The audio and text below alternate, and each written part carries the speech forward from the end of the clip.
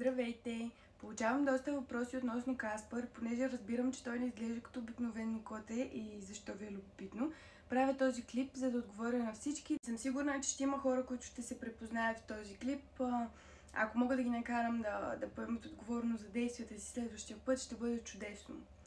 Каспар живее при мен от октомври, края на октомври. Това са вече 4 месеца. И Каспар е претърпял тежка катастрофа. Вечерта, когато го намерих, лежеше между двете платна и ме гледаше.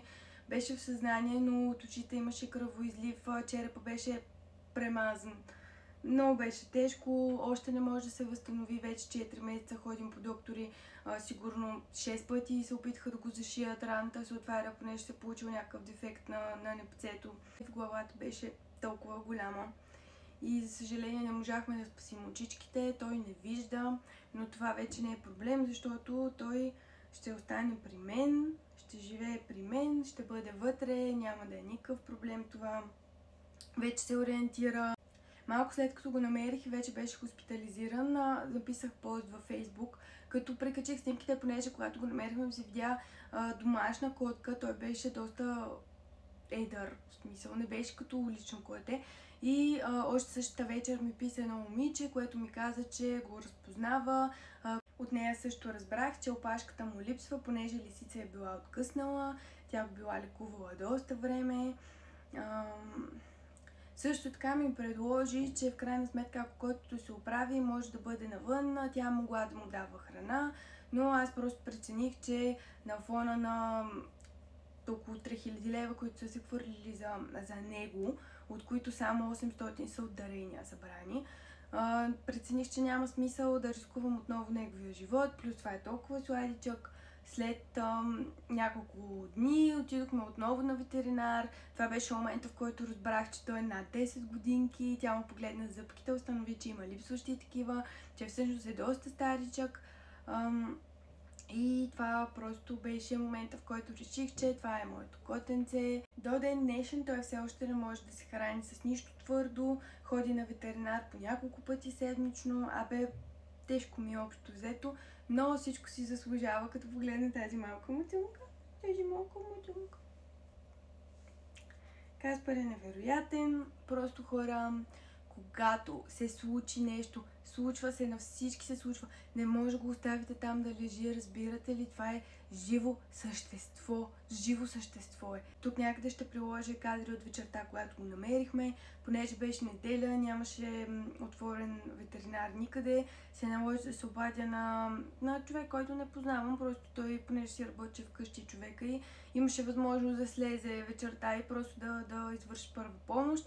Съгласи се, заведохме който той още тогава потвърди, че най-вероятно няма да прогледне отново. След прегледа се наложи да си го взема в Благоевград. Той пътува с мен вечерта. Тук го оставих на терасата, бях го барикадирала добре, бях го повдигнала от земята, за да не може студено, бях го завила с клетката с няколко одеяла.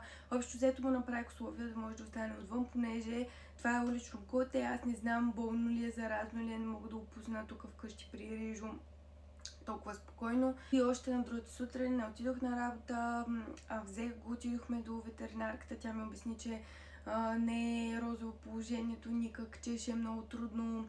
Сигурно се наложи да остане в болницата, понеже ми се наложи да пътувам точно тогава.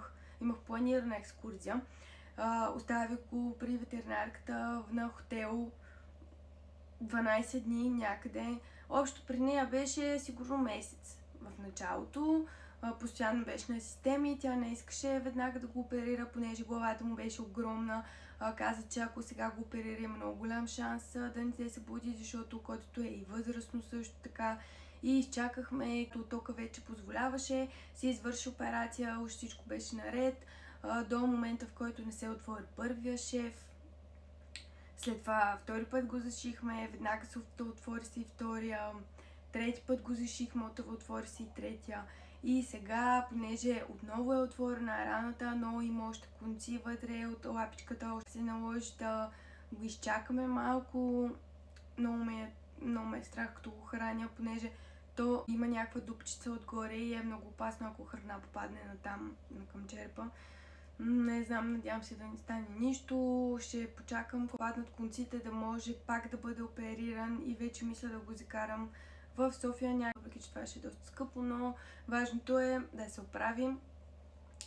И така, какво да кажа, освен обичам го вече, погледнете го, тъпълен сладур. Даже мога да ви покажа, тук, вижте го, вижте, Каспаре. Има обемка, точно го до мен. С рижо, не се разбират много, но ще свикнат и така. Ево. Надявам се, че бях достатъчно подробна и така, чао танц!